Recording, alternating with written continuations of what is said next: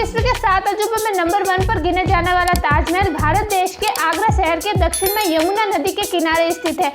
इस खूबसूरत सफेद संगमरमर से निर्मित भव्य इमारत को देखने के लिए विश्व भर से हजारों पर्यटक हर वर्ष यहाँ आते हैं। आपने ये तो सुना होगा कि मुगल बादशाह शाहजहां ने अपनी प्रिय पत्नी मुमताज की याद में ताजमहल का निर्माण करवाया था। इस भव्य इमारत को बनाने में पूरे 22 वर्ष लगे थे और इसे देखकर यूनेस्को ने साल 1983 में ताजमहल को विश्व धरोहर घोषित कर दिया था। ताजमहल को बने हुए 370 साल बीत चुके हैं, लेकिन इसके बारे में कई ऐसी बातें हैं जो आज भी रहस्यमय बनी हुई है। शाहजहां और मुमताज बेगम के बारे में कई किस्से कहानियां हैं जो प्रचलित है और साथ ही आपको इस वीडियो में कई ऐसी मिस्ट्री जानने को मिलेंगी जो आपको एकदम चौंका देगी। दोस्तों, अगर आपको वीडियो अच्छी लगे तो वीडियो को लाइक जरूर करें और अगर आप चैनल पर नए हैं तो चैनल को सब्सक्राइब भी जरूर करें। तो आपका ज्यादा समय नहीं लेते हुए इस वीडियो को शुरू करते हैं। तो शाहजहां ने ताजमहल का निर्माण अपनी तीसरी बेगम मुमताज की याद में साल 1953 में करवाया था। क्या आपने कभी सोचा है कि जिस समय ताजमहल को बनाया गया था उस समय बिना सीमेंट और बिना मशीनों के इतनी भव्य इमारत को कैसे बनाया गया होगा? इसके निर्माण की कहानी दोस्तों साल 1628 से लेकर 1658 तक भारत देश पर शाहजहां ने शासन किया था। शाहजहां की बेगम मुमताज का पूरा नाम अर्जुमन बानो बेगम था। 19 वर्ष की आयु में शाहजहां के साथ मुमताज का निकाह हो गया था और 17 जून 1931 को अपने 14वें बच्चे को जन्म देते हुए मुमताज की मौत हो गई।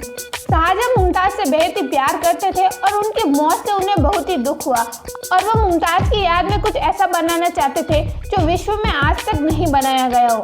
इसके लिए शाहजहां ने कई देशों से वहां से नामचीन कारीगरों को बुलाकर आगरा में यमुना नदी के किनारे ताजमहल का निर्माण शुरू करवाया।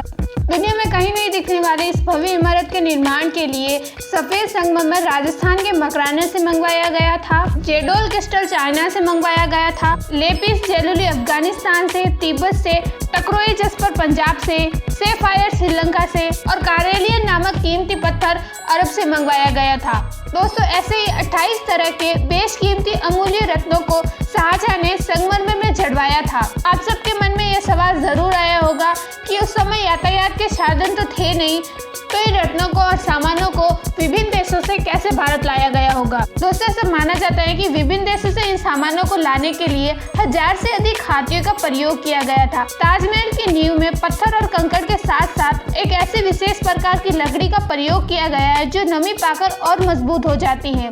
इसलिए तो यमुना किनारे रहते हुए भी गीली जमीन में आज भी ताजमहल बहुत ही मजबूती के साथ खड़ा है। मुमताज की मृत्यु के तुरंत बाद 1631 में ताजमहल का निर्माण शुरू करवा दिया गया था और 1653 में ताजमहल बनकर तैयार हो चुका था।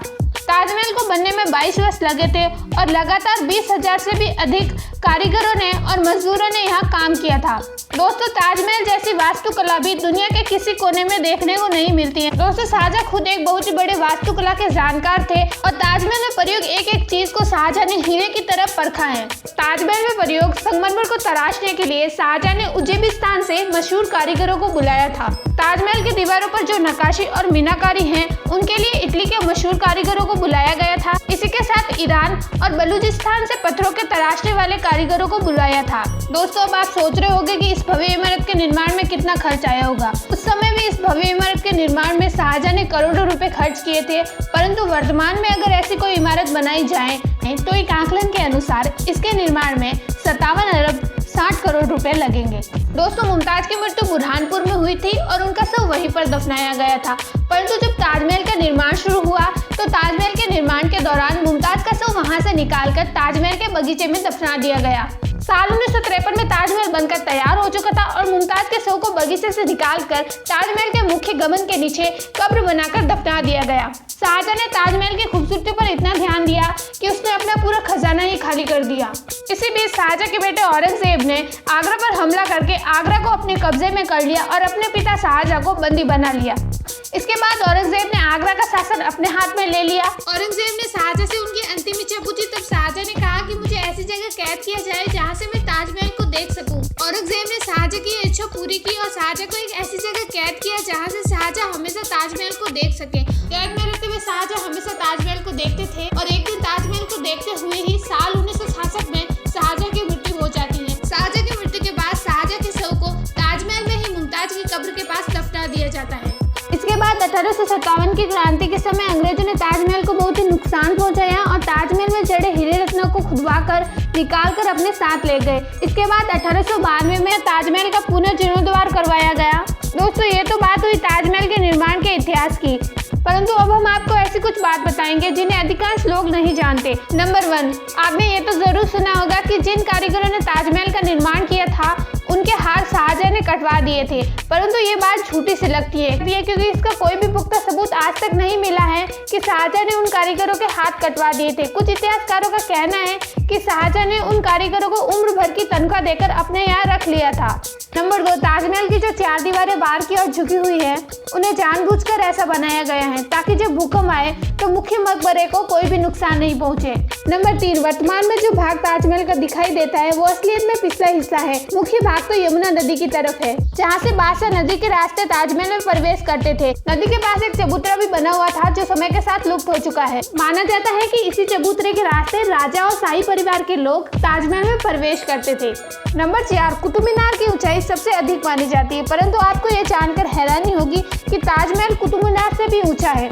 जहां कुतुब मीनार की ऊंचाई 72.5 मीटर है, वहीं ताजमहल की ऊंचाई 73 मीटर है। नंबर 5, ताजमहल पर कई शोधकर्ताओं ने शोध किया और उनका मानना है कि ताजमहल के नीचे 1000 से भी ज्यादा कमरे हैं और उनका कहना यह भी है कि ताजमहल जितना जमीन के बाहर है उतना जमीन के नीचे भी है। नंबर 6, दोस्तों, उस समय किलों में कई सुरंगें बनाकर गुप्त रास्ते बनाए जाते थे। उसी प्रकार ताजमहल में भी एक गुप्त तहखाना बनाया गया था जिसका रास्ता कहीं निकलता था, लेकिन ताजमहल का वह गुप्त रास्ता शाहजहां के समय ही बंद कर दिया गया। नंबर 7, दोस्तों, आपको ये जानकर हैरानी होगी कि ताजमहल अपना रंग बदलता है। दिन के समय ताजमहल गुलाबी दिखाई देता है और शाम के समय ताजमहल सफेद दिखाई देता है और चांदनी रात में ताजमहल अपना रंग सुनहरा कर लेता है। नंबर 8, ऐसा माना जाता है कि जब ताजमहल का निर्माण हो रहा था तो भूत और जिन इसे बनाने नहीं दे रहे थे और जब भी इसे बनाना शुरू करते थे तो इस इमारत को ध्वस्त कर देते थे और कारीगरों को डराकर भगा दिया जाता था। इससे छुटकारा पाने के लिए शाहजहां ने अरब से पीर हजरत अहमद बुखारी को बुलाया था और कुरान के कलमे पढ़वाए थे। तब जाकर ताजमहल के निर्माण का कार्य शुरू किया गया। नंबर 9, कुछ लोगों का मानना है कि ताजमहल के निर्माण से पहले इस जगह पर एक हिंदू मंदिर हुआ करता था जो कि तेजामाली के नाम से जाना जाता था और उसे ताजमहल का रूप दे दिया गया। दोस्तों, सच्चाई का तो नहीं पता, परंतु भारतीय पुरातत्व विभाग ने ताजमहल के नीचे स्थित 22 दरवाजों को बंद कर रखा है ताकि इन कमरों में मौजूद विवादित सबूतों के कारण भविष्य में दंगे न हो। नंबर 10, माना जाता है कि शाहजहां सफेद ताजमहल के निर्माण के बाद ताजमहल के ही सामने एक काला ताजमहल बनवाना चाहते थे, परंतु सफेद ताजमहल के निर्माण के तुरंत बाद ही आगरा पर औरंगजेब ने अपना कब्जा कर लिया और शाहजहां का ये सपना अधूरा ही रह गया। दोस्तों, कुछ भी माने परंतु ताजमहल जैसी भव्य इमारत विश्व में कहीं नहीं स्थित है और शायद इसीलिए विश्व भर से हजारों पर्यटक हर साल ताजमहल को देखने के लिए यहाँ आते हैं। दुनिया के लिए आज भी ये बात एक रहस्य बनी हुई है कि बिना सीमेंट के ये भव्य इमारत आज भी कैसे खड़ी हुई है। दोस्तों, आपको वीडियो कैसी लगी कमेंट में जरूर बताइएगा और वीडियो को लाइक कर दे और इंडियन हिस्ट्री चैनल को ऐसी और जानकारी के लिए सब्सक्राइब कर दे।